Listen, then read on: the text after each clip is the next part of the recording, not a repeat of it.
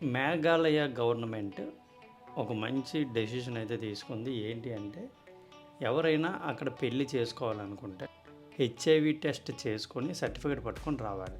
అమ్మాయి అబ్బాయి ఇద్దరు ఆ సర్టిఫికేట్ పట్టుకొని వస్తేనే పెళ్లి చేసుకునే అవకాశం అనమాట. టెస్ట్ చేయించుకున్న సర్టిఫికేట్లు ఇద్దరు ఒకరికొకరు చూపించుకొని అప్పుడు పెళ్లి చేసుకోవాలి.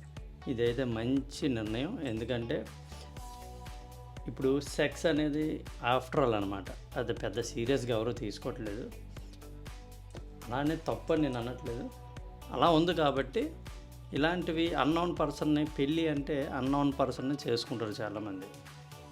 సడన్గా మ్యాచెస్ అనేవి కుదిరితాయి, ఒకరి గురించి ఒకరికి తెలియదు. కాబట్టి అలాంటి టెస్ట్ చేసుకుని వెళ్ళడం కూడా మంచిదే.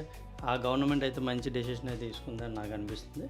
మీ ఒపీనియన్ కూడా కింద కామెంట్ సెక్షన్లో కామెంట్ చేయండి. మరొక టాపిక్తో మళ్ళీ కలుద్దాం. Thank you so much.